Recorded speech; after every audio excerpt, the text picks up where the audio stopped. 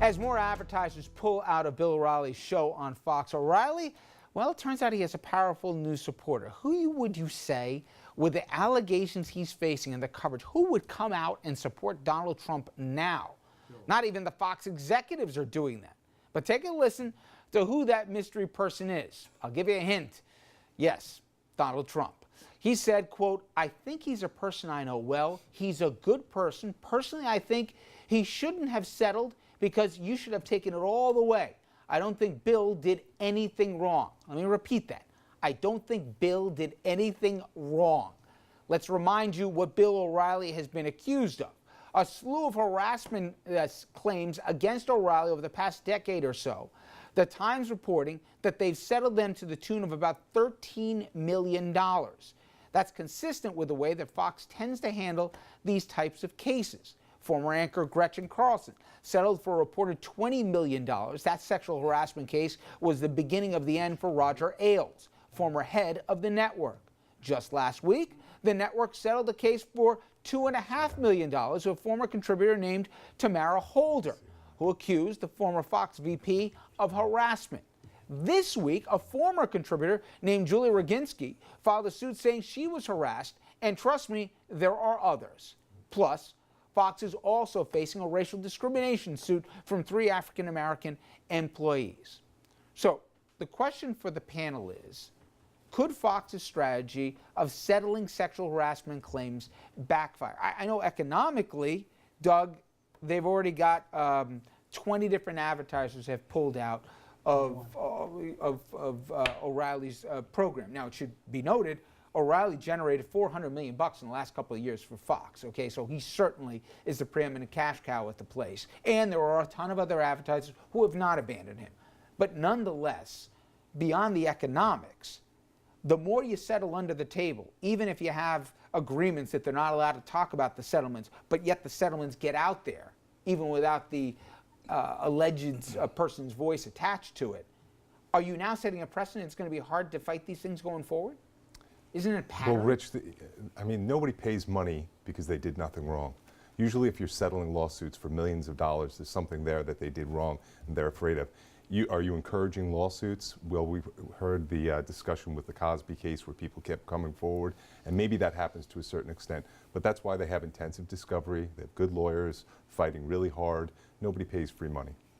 The optics are clearly not good for future lawsuits, because when you have one after, if you settle one claim, if there's one person, then perhaps it's not that bad. But when you have this history over the years of settling a multitude of claims alleging the same conduct, even though under certain circumstances that might not be admissible at a trial, everybody knows it. And it looks bad.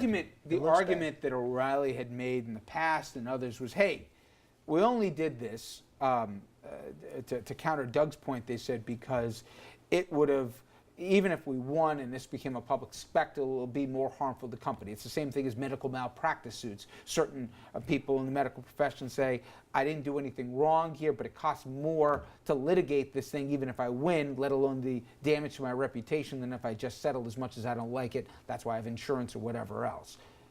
You buy more what Doug's saying is, why write a check here if you didn't do anything wrong? Absolutely. Well, Rich, Absolutely. that narrative that you just talked about is something that's put out there purposely so that people deal with it in your world, right? People can claim that these are frivolous lawsuits, there's nothing going on here, we just settle them because these lawyers are chasing us down for money.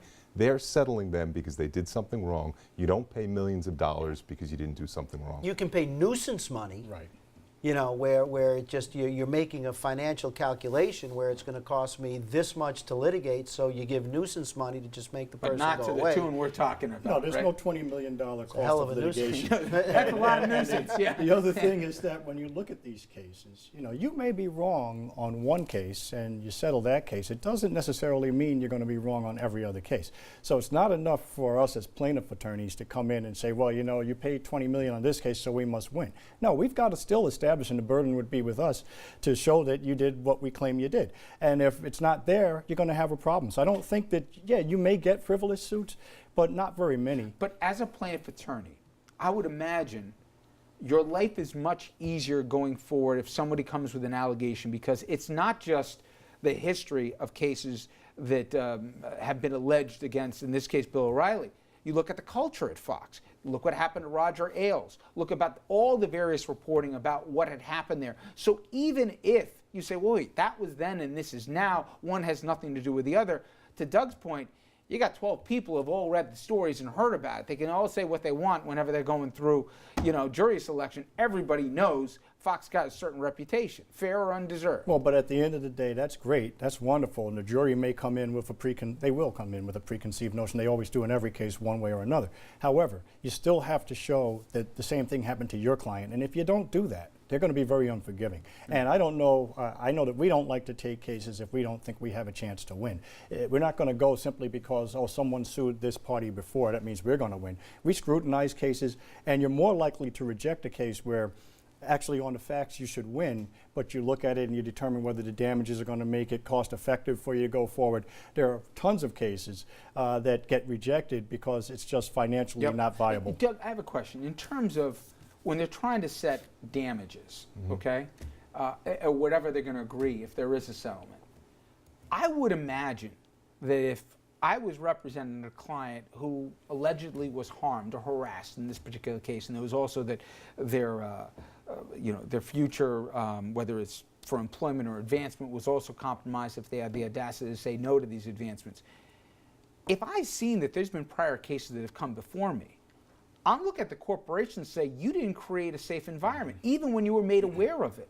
So my point is, does it matter who paid the settlement, A, and B, does it matter where in the timeline your alleged harassment happened, especially if the guy arguably had done this before, even if there were no convictions, but there was a settlement? Of course it matters. If you can show that this is a company that knows this is going on and just turns away and just ignores it, of course it's worth a lot more, especially when you have a person who goes to that environment and they're walking into an environment that it's actually, that they know it's going on and it takes place. I mean, that's where you get into like punitive damages. That's where you get into advanced damages, as opposed to, we just know we had a rogue guy who's doing this and we had no idea. Now, their argument has been, or at least O'Reilly's was, hey, we have a hotline set up where people can call and then lodge their complaint here so the corporation knows about it and can address it. Not once did a person ever avail themselves to what was set up as a place to go so that they wouldn't have to feel harassed or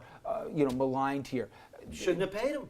Well, also, then you shouldn't have paid them. Look, these decisions to settle for millions of dollars, like Doug said, these decisions are made after extensive discovery.